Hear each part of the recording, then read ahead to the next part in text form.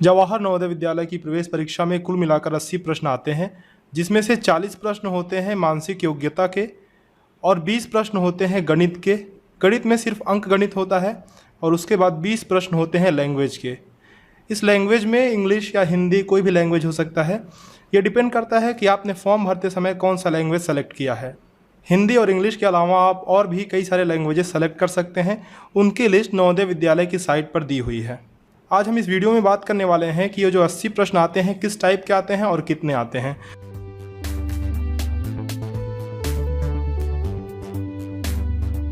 सबसे पहले जो 40 क्वेश्चंस आते हैं वो है मेंटल एबिलिटी टेस्ट के। ये 10 प्रकार के होते हैं। 10 प्रकार के क्वेश्चन मेंटल एबिलिटी के टेस्ट से आते हैं।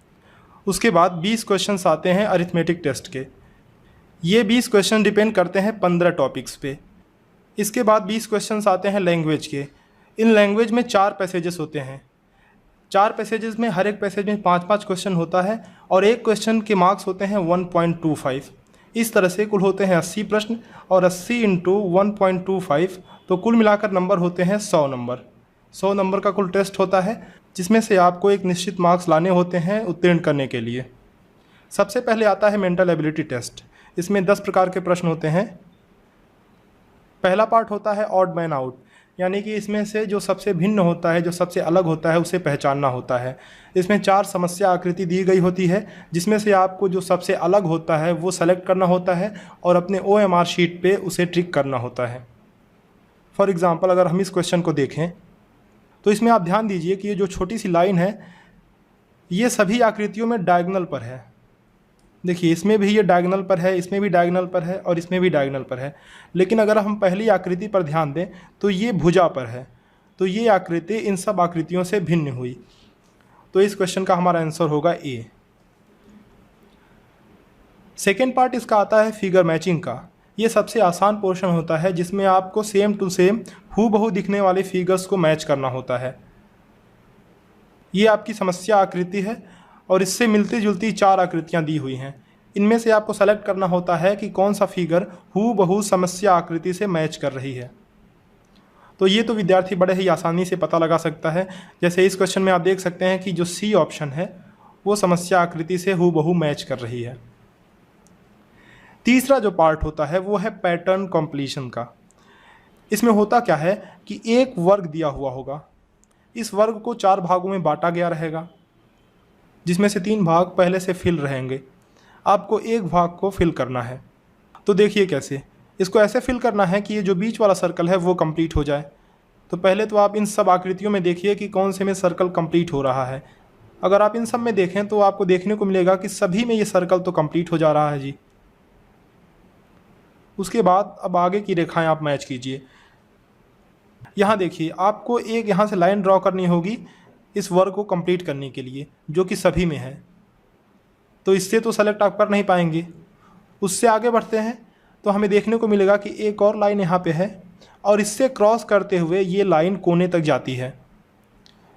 तो इन सभी में देखिए कि दूसरी लाइन तो सभी में है, ये वाली देखिए लाइन सभी में है। लेकिन इन दोनों लाइन से क्रॉस करते हुए एक लाइन जो कोने तक जाती है वो इसमें नहीं है। इसमें क्योंकि ये लाइन कोने तक नहीं जा रही है। उसी तरह से इसमें भी ये वाली लाइन इन दोनों लाइंस को क्रॉस नहीं कर रही है। तो ये दोनों तो पहले ही रिजेक्ट हो गया। तीसरे वाले में भी हम देखते हैं कि ये लाइन इन दोनों लाइन को क्रॉस नहीं कर रही है, तो ये वाला भी ऐसे रिजेक्ट हो गया। रीजनिंग में ही हमारा चौथा पार्ट आता है फिगर सीरीज कॉम्प्लीशन का। इसमें देखिए 3 समस्या आकृति आपको दी गई होगी और चौथा सेक्शन खाली होगा। इस सेक्शन को आपको कंप्लीट करना होगा। कंप्लीट कैसे करेंगे? आप यहाँ से सीरीज मैच करेंगे, देखेंगे कि कैसी सीरीज बन रही है, किस टाइप का सीरीज बन रहा है, उस हिसाब से आप इसे कंप्लीट करेंगे। तो इसे समझते हैं। पहले देखिए एक लाइन है, दूसरी में 2 लाइन हो गई है और तीसरी में ये बॉक्स लगभग कंप्लीट होने को 3 लाइन है।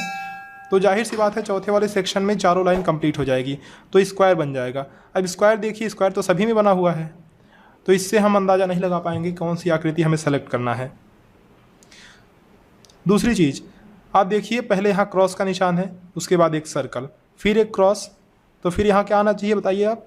यहाँ फिर एक सर्कल आना चाहिए। जी बिल्कुल सही, यहाँ एक सर्कल आएगा। तो इन सब में देखिए कि इस वाले कोने पर सर्कल किस किस में है। इसमें तो नहीं है, इसमें क्रॉस है इस कोने पर, तो ये वाली आकृति गलत हो गई। इसमें सर्कल है और इसमें सर्कल है, तो इन दोनों में से कोई एक हो सकता है। चौथे वाले में देखिए, चौथे वाले में भी यहाँ पे सर्कल नहीं है, क्रॉस का निशान है, तो ये वाली आकृति भी गलत हो गई।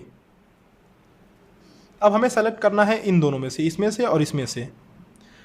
तो इसमें कैसे सेलेक्ट करेंगे, देखिए क्रॉस सर्कल क्रॉस, फिर यहाँ सर्कल आएगा। उसी तरह से देखिए क्रॉस सर्कल, तो ये वाली सी आकृति जो है यही हमारा आंसर होगा। अगला जो सेक्शन है वो है एनालॉगी का।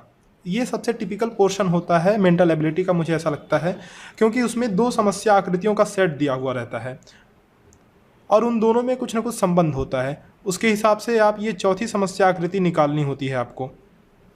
जैसे देखिए ये दोनों एक सेट हैं और ये दोनों एक सेट हैं, तो इन दोनों में जो रिलेशनशिप होगा वही रिलेशनशिप इन दोनों में भी होना चाहिए। अगर आप यहाँ ध्यान दें तो ये त्रिभुज जो है दूसरे वाले में उल्टा हो गया है, तो उसी तरह से यहाँ क्या होना चाहिए, ये जो पंचभुज है वो दूसरी वाली आकृति में उल्टा हो जाना चाहिए। तो इसमें से आप देख लीजिए कौन सा उल्टा हो रहा है। ये तो बिल्कुल भी नहीं होगा, क्योंकि ये तो आकृति ही अलग हो जा रही है। ये वाला फिगर भी अलग ही हो जा रहा है, क्योंकि इसमें शेडेड पोर्शन देखिए, ये तिकोना वाला भाग है और इसमें ये वाला भाग शेडेड पोर्शन है, तो ये भी गलत हो गया। अब हमें इन दोनों में से सेलेक्ट करना है। इसमें भी देखिए ये वाली आकृति बिल्कुल अलग है, क्योंकि इसमें शेडेड पोर्शन अलग दिया हुआ है। तो आप साफ तौर पे देख सकते हैं कि हमारा आंसर ए ही सही है इसके लिए। इसके बाद जो छठा पार्ट आता है वो है ज्योमेट्रिकल फिगर कंप्लीशन का, यानी कि आपको इसमें आधा फिगर दिया हुआ होता है और आपको जो 4 ऑप्शंस दिए गए होते हैं उनमें से कोई एक सेलेक्ट करना होता है। ऐसा सेलेक्ट करना होता है कि अगर आप इस ऑप्शन को इससे मिलाएं तो ये एक वर्ग बन जाए। देखिए कैसे, इसमें आप देख सकते हैं कि एक यहाँ पे सीढ़ी नुमा आकृति है, तो इधर भी कोई एक ही सीढ़ी नुमा आकृति होनी चाहिए, है ना। तो ये दोनों तो ऐसे ही रिजेक्ट हो गया, क्योंकि इसमें 2 सीढ़ी नुमा आकृति है। ये देखिए यहाँ पे 2 सीढ़ी नुमा आकृति है, तो ये तो रिजेक्ट हो गया, ये दोनों ऐसे ही। अब बचा हमारा ऑप्शन ए और ऑप्शन डी। अगर ऑप्शन डी की हम बात करें तो इसमें ये कोना एकदम से निकला हुआ है। अगर इसको यहाँ से आप मिलाएंगे तो ये देखिए यहाँ से ऐसे आएगा, तो ये पूरा का पूरा वर्ग नहीं बनेगा। ये देखिए थोड़ा आयताकार लग रहा है, इसे हमें वर्ग बनाना है। वर्ग बनाने के लिए थोड़ा सा ऊपर उठाना पड़ेगा, यानी कि ऐसी कुछ आकृति होनी चाहिए। और ऐसी आकृति कौन सी मैच कर रही है, ए वाली, जी बिल्कुल सही। तो हमारा ऑप्शन होगा ए। उसके बाद हमारा 7वां पार्ट आता है मिरर इमेजिंग का। ये बहुत ही आसान होता है, लेकिन थोड़ी सी इमेजिनेशन इसमें आपको लगानी पड़ती है। ये जो एक्स वाई आपको दिख रहा है, इसे समझिए एक शीशा है, ये मिरर है, दर्पण है। उसके सामने जो आकृति है, जो समस्या आकृति है, उसका मिरर इमेज आपको ऑप्शन में दिया गया होगा। उसमें से आपको सही ऑप्शन चुन करके ट्रिक लगाना होगा। तो आप समझिए कि अगर ये टी सबसे पहले मिरर की तरफ है तो इधर कौन सी आकृति बनेगी, टी ही बनेगी सबसे पहली। तो इसमें आप देखिए टी किस में है, हम देखते हैं कि सभी में टी है, तो इससे तो पता नहीं लगाया जा सकता जी। उसके बाद देखिए ए की बारी आती है, टी के बाद ए बनेगा यहाँ पे। ए भी हम देखते हैं किस में है, बस बी वाले में ए नहीं है, इस वाले आकृति में ए नहीं है, तो ये हमारा गलत हो गया। उसके बाद देखते हैं सी ऑप्शन। सी ऑप्शन में आप देखिए कि ए उल्टा दिख रहा है। तो शीशे में देखने पर जो चीज़ शीशे के सबसे पहले है वो शीशे में सबसे पहले दिखेगी, लेकिन उल्टी थोड़ी ही होगी। जैसे ए है, ए को इसने यहाँ उल्टा कर दिया है, तो ये ऑप्शन तो गलत हो जा रहा है ऐसे ही।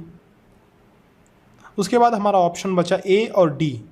ए और डी में आप देखिए, बी पर आप फोकस कीजिए। ये जो बी है, बी शीशे में देखने पर ज्यों का त्यों रह जा रहा है, इसमें कोई परिवर्तन नहीं हो रहा है। जबकि अगर आप इधर देखिए तो बी अगर शीशे में दिखेगा तो ये कैसा दिखेगा, उल्टा दिखेगा ऐसे बी, तो बी उल्टा होना चाहिए, जबकि इसमें बी सीधा दिया हुआ है, तो ये ऑप्शन भी गलत हो गया। तो इस तरह से हमारा डी ऑप्शन करेक्ट है। 8वें पार्ट पे हम चलते हैं। ये हमारा है punched hole pattern, folding and unfolding. इसमें होता क्या है कि एक स्क्वायर शीट ऑफ पेपर रहेगा, उसी को कई फोल्ड में फोल्ड किया गया रहेगा और उसके बाद कुछ डिजाइन उस पर काट दिया गया होगा, जिसको आपको फिर से अनफोल्ड करना है और बताना है कि कौन सी डिज़ाइन मिलेगी। देखिए पहले इस वर्गाकार पेपर को एक बार फोल्ड किया गया है तो इस तरह का कुछ मिला हमें, उसके बाद फिर इसे दूसरी बार फोल्ड किया गया है तो इस तरह का कुछ मिला। अब यहाँ ध्यान दीजिए, जब दूसरी बार फोल्ड किया गया था तो इस तरह की कुछ आकृति बनी थी, ठीक है। अब उसके बाद फिर इसको यहाँ से फोल्ड कर दिया गया, ऐसे फोल्ड किया हमने तो अब आकृति कैसी बनेगी बताइए आप। अब कुछ इस तरह की आकृति बनेगी और उसमें जो है एक ये तिकोना काट कर निकाल दिया गया है, एक तिकोना पार्ट इसमें से काट कर निकाल दिया गया है और एक होल यहाँ कर दिया गया है। तो आप समझ रहे हैं ना। अब इसको अगर आप खोलेंगे तो आप देखेंगे कि एक होल किया गया है, लेकिन चूंकि पेपर को 4 बार फोल्ड किया गया है तो 4 होल हमें दिखेंगे।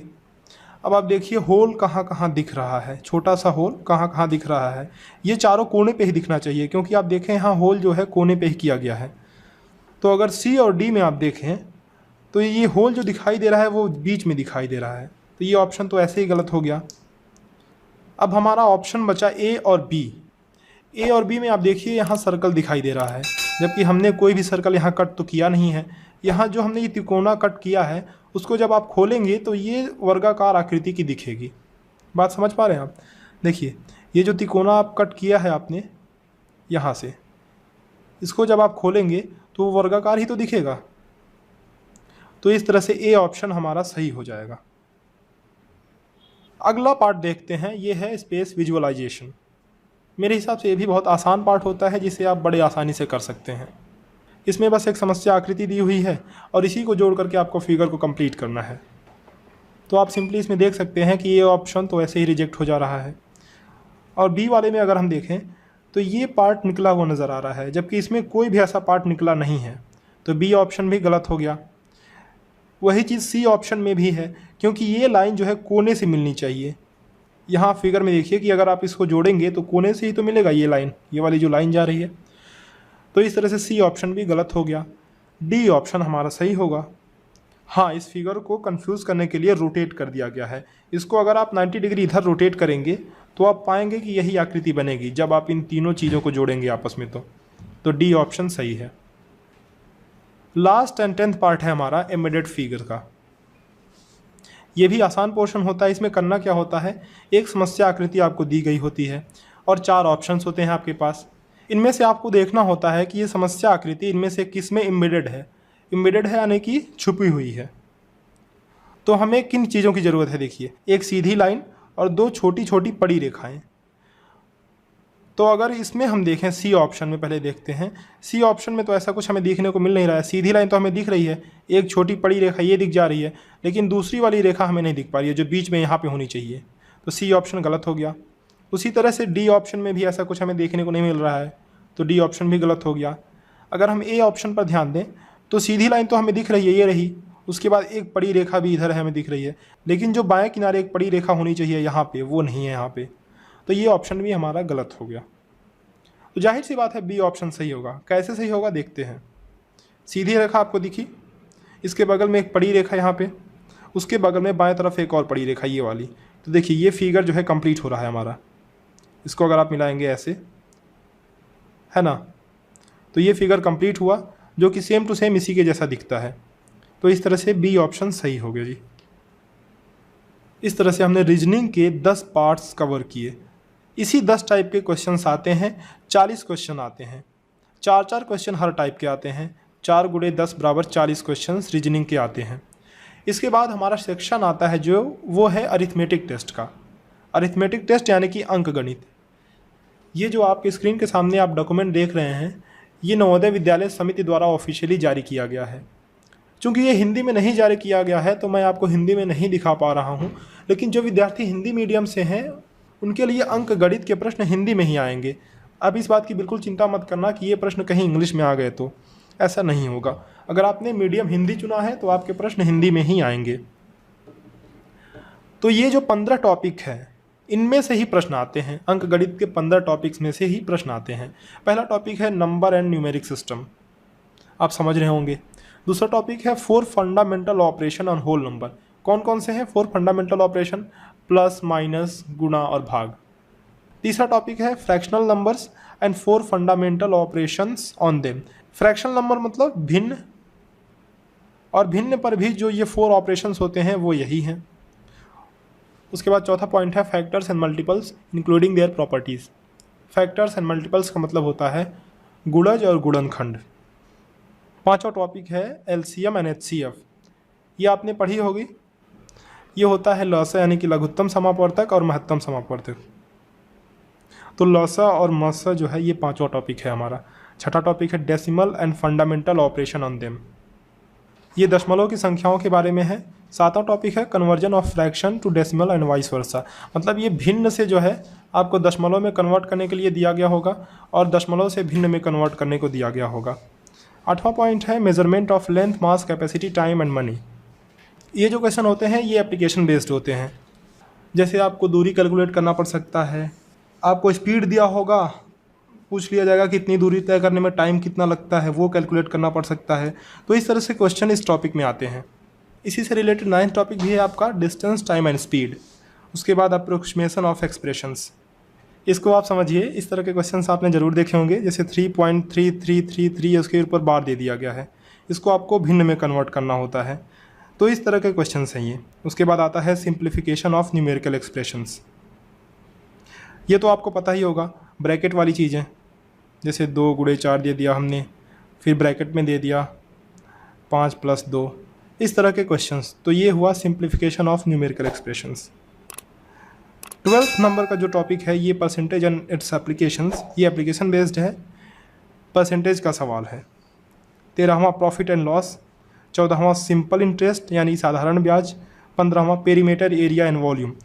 ये जो 3 टॉपिक आप देख रहे हैं 13, 14 और 15, यही सबसे मेन टॉपिक्स हैं नवोदय विद्यालय के अरिथमेटिक टेस्ट में, और इन्हीं से अधिकतर क्वेश्चंस पूछे जाते हैं। परसेंटेज भी इसमें शामिल होता है, ऐसा इसलिए होता है क्योंकि ये एप्लीकेशन बेस्ड है, और बच्चों की समझ कितनी है, वो क्वेश्चंस को कैसे समझ पा रहे हैं, अप्लाई कर पा रहे हैं कि नहीं, इनका टेस्ट इन क्वेश्चन से किया जा सकता है। एग्जाम्पल के लिए हम 2 क्वेश्चन देख लेते हैं। पहला एग्जाम्पल है what is prime factorisation of 1000। Prime factorisation मतलब होता है अभाज्य गुणनखंड। आपको पता होगा कैसे करते हैं। 1000 का अभाज्य गुणनखंड अगर हमें निकालना होगा तो कैसे करेंगे, 2 से डिवाइड करेंगे, पहले 500 बचा, फिर 2 से डिवाइड करेंगे 250 बचा, फिर 2 से डिवाइड करेंगे 125 बचा, फिर 5 से डिवाइड करेंगे कितना बचा, 25 बचा, फिर 5 से डिवाइड करेंगे 5 बचा, उसके बाद 5 से डिवाइड करेंगे तो 1 बचा। तो ये जो बाएं तरफ आ रहा है यही इसका अभाज्य गुणनखंड है। 2 × 2 × 2 किस में मिल रहा है, इन दोनों ऑप्शंस में तो है नहीं, सी और डी में से कोई हो सकता है। तो 2 × 2 × 2 और 3 बार 5 भी है, 5 × 5 × 5, तो सी ऑप्शन में 2 ही बार 5 है, तो सी ऑप्शन रिजेक्ट हो गया। इस तरह से डी ऑप्शन हमारा सही है जी। अगला क्वेश्चन देखते हैं। अगला एग्जाम्पल है what is the average of 4 odd numbers. First 4 odd numbers यानी कि पहले 4 विषम संख्याएं। विषम संख्याएं कौन कौन सी होती हैं, आपको पता होगा कि जो संख्याएं 2 से विभाजित नहीं होती हैं उसे हम कहते हैं विषम संख्या। तो कौन कौन सी है देखिए, 1 है विषम संख्या, 3 है, उसके बाद 5 है, 6 तो 2 से विभाजित है, फिर 7 हो गया। ये चारों हमारी पहली विषम संख्याएं हैं। इनका अगर हम एवरेज लेंगे, एवरेज क्या होता है, चारों को एक साथ जोड़ दें और जितनी संख्याएं हैं उससे भाग दे दें। तो 1 + 3 + 5 + 7 / 4 कितना हुआ, 3 1 4 5 4 9 7 16 / 4 = 4। तो इस क्वेश्चन का हमारा आंसर होगा क्या, 4। तो इसी तरह के अंक गणित के बहुत ही सिंपल क्वेश्चंस आते हैं। आते कितने हैं, 20 क्वेश्चंस। इन 20 क्वेश्चन पे एक क्वेश्चन पे होता है 1.25 मार्क्स, कुल मिलाकर के इस पे नंबर होते हैं 25 नंबर। उसी तरह का एक एग्जाम्पल एप्लीकेशन बेस्ड है, यहाँ देखिए आप, ये स्पीड और डिस्टेंस वाला क्वेश्चन है। देखिए दिया हुआ है a 1 kilometre long goods train is running at speed of 1 kilometre per 3 minute. The time taken by this train to pass through 2 kilometre long tunnel is. Question को समझिए आप क्या कह रहा है। क्वेश्चन ये कह रहा है कि 1 किलोमीटर लंबी ट्रेन है। ट्रेन की लंबाई कितनी है जी, 1 किलोमीटर। उसके बाद ये 1 किलोमीटर कवर करती है 3 मिनट में। तो हमसे पूछा जा रहा है कि कितना टाइम बोलेगी 2 किलोमीटर के टनल को पास करने के लिए। ये क्वेश्चन थोड़ा सा ट्रिकी है, मैं आपको समझाता हूँ कैसे। अगर ये 1 किलोमीटर ट्रेन की लंबाई है और 2 किलोमीटर टनल की लंबाई है, टनल यानी कि सुरंग, सुरंग की लंबाई 2 किलोमीटर है। सपोज कीजिए 1 किलोमीटर ये ट्रेन की लंबाई हुई, उसके बाद ये आपकी सुरंग है जिसकी लंबाई है 2 किलोमीटर जी। तो जाहिर सी बात है इससे ये बड़ी होगी। अब ट्रेन अगर यहाँ से एंटर करती है, यहाँ से ट्रेन एंटर करती है तो 2 किलोमीटर तो उसे चलना होगा यहाँ तक पहुँचने में। अगर ये ट्रेन का आप माने अगला भाग है, यहाँ से एंटर किया इसने उसके बाद 2 किलोमीटर चल करके इसका अगला भाग पहुंचा यहाँ। अब ट्रेन को अगर सुरंग से बाहर निकलना है तो जो ट्रेन की लंबाई है उसको भी तो क्रॉस करना होगा। तो ट्रेन जब तक 1 किलोमीटर और आगे नहीं जाएगी तब तक इसका पिछला भाग सुरंग से नहीं निकलेगा। तो टोटल लंबाई कितनी हुई जो इसको चलनी होगी, देखिए 2 किलोमीटर तो सुरंग की लंबाई प्लस 1 किलोमीटर ट्रेन की लंबाई, तो 3 किलोमीटर टोटल लंबाई इस ट्रेन को कवर करनी होगी। अब क्वेश्चन के हिसाब से देखिए 1 किलोमीटर कवर करती है ट्रेन 3 मिनट में, 1 किलोमीटर कितने में करती है 3 मिनट में। तो 3 किलोमीटर इसे करना है तो कितने मिनट में करेगी बताइए आप, 3 गुणे 3 बराबर 9 मिनट। तो आंसर डी हमारा सही होगा, डी दिया हुआ है 9 मिनट। इस तरह के क्वेश्चन थोड़े ट्रिकी होते हैं, एप्लीकेशन बेस्ड होते हैं, तो इस तरह के क्वेश्चंस की प्रैक्टिस करने की ज़्यादा ज़रूरत है। अगला जो हमारा सेक्शन है वो है लैंग्वेज का। लैंग्वेज में हिंदी हो सकता है, इंग्लिश हो सकता है, या फिर आपका कोई रीजनल लैंग्वेज हो सकता है जो आपने फॉर्म भरते समय सेलेक्ट किया है। आप में से अधिकतर लोग हिंदी भाषी ही होंगे, तो मैं समझता हूँ कि आप में से अधिकतर लोग हिंदी या फिर इंग्लिश ही सेलेक्ट करेंगे। इस डॉक्यूमेंट में पैसेज इंग्लिश में ही दिया हुआ है तो मैं आपको इंग्लिश में ही समझा देता हूँ, लेकिन आप समझिए कि अगर आप हिंदी भाषी हैं, आपने हिंदी सेलेक्ट किया है, तो आपका पैसेज जो आएगा वो हिंदी में आएगा। इसी तरह के 4 गद्यांश दिए हुए रहते हैं और हर गद्यांश से 5 क्वेश्चंस आते हैं, तो 5 गुणे 4 बराबर ये 20 क्वेश्चंस होते हैं लैंग्वेज के। आप स्क्रीन को 1 मिनट पॉज करके इस पैसेज को पढ़िए, फिर हम एग्जाम्पल सॉल्व करते हैं। पढ़ लिया आपने? देखिए पहला क्वेश्चन है, to preserve the ecosystem existence of dash is essential. ये पैसेज फॉरेस्ट के बारे में था और इसमें से जो भी क्वेश्चंस पूछे जाएंगे वो डायरेक्टली इस पैसेज से रिलेटेड होंगे। इसमें आप ये वाली लाइन देखिए, existence of forest is very important for the preservation of the ecosystem. तो वही क्वेश्चन तो है, आप मिला पा रहे हैं, तो ये ऑप्शन हमारा सही होगा। दूसरा क्वेश्चन आप देखिए, opposite of preservation is. Preservation का मतलब होता है रख रखाव, बचाव करना। इसका अपोजिट हमें सेलेक्ट करना है इन चारों ऑप्शंस में से। कंजर्वेशन का मतलब भी वही होता है, कंस्ट्रक्शन का मतलब निर्माण होता है, तो ये अपोजिट तो हुआ नहीं। शेल्टर का मतलब होता है आश्रय, ये भी अपोजिट नहीं हुआ। तो प्रिजर्वेशन का अपोजिट क्या होगा, डिस्ट्रक्शन। डिस्ट्रक्शन का मतलब होता है ध्वस्त करना, बिगाड़ना। तो इस तरह से हमारा डी ऑप्शन सही हुआ। तीसरा क्वेश्चन आप देखिए, which one of the following is not a synonym of voice. Synonym मतलब पर्यायवाची शब्द। वॉइस का मतलब होता है समझदार। अगर आप ए, सी और डी ऑप्शंस देखें तो इन तीनों का मतलब एक दूसरे से मिलता जुलता ही है, लेकिन अगर आप बी ऑप्शन पर गौर करें तो इसका मतलब होता है मजाकिया। तो बी ऑप्शन तो इससे बिल्कुल भी अलग है, ये इसका पर्यायवाची तो हो ही नहीं सकता। इस तरह से ऑप्शन बी सही है। चौथा क्वेश्चन आप देखिए, carpenters depend on forest because they provide would for fuel. Question का मतलब क्या है कि कारपेंटर्स यानी कि बढ़ई फॉरेस्ट पर डिपेंड क्यों रहते हैं, आश्रित क्यों रहते हैं। ऑप्शन है क्योंकि उन्हें लकड़ी मिलता है जलाने के लिए, दूसरा है क्योंकि उन्हें लकड़ी मिलता है पेपर बनाने के लिए, तीसरा है उन्हें लकड़ी मिलता है फर्नीचर बनाने के लिए, और चौथा ऑप्शन है एनिमल्स के लिए हाउसेस। तो इसमें से आप बिल्कुल समझ रहे होंगे कि बढ़ई फर्नीचर बनाने के लिए किसका इस्तेमाल करता है, लकड़ी का। तो वो लकड़ी का इस्तेमाल करता है फर्नीचर बनाने के लिए, ना कि जलाने के लिए या फिर पेपर बनाने के लिए। तो सी ऑप्शन इसमें से सही होगा हमारा। उसी तरह से पांचवा क्वेश्चन आप देखिए, wild animals will become homeless if. मतलब ये है कि जंगली जानवरों के घर छीन जाएंगे अगर। ऑप्शंस है पेपर मिल्स आर डिस्ट्रॉयड, मतलब पेपर मिल को ध्वस्त कर दिया जाए। दूसरा ऑप्शन है हाउसेस आर बिल्ट, मतलब घर बनाया जाए। और चौथा ऑप्शन है इकोसिस्टम इज टेकन। तो अगर जंगलों को डिस्ट्रॉय किया जाए, जंगलों को तबाह किया जाए, तो जाहिर सी बात है कि जो जंगली जानवर हैं उनके घर छीन जाएंगे, क्योंकि यही तो उनका घर है। तो सी ऑप्शन इसमें हमारा सही होगा जी। तो इस तरह से हमने तीनों सेक्शन इस वीडियो में कवर किए।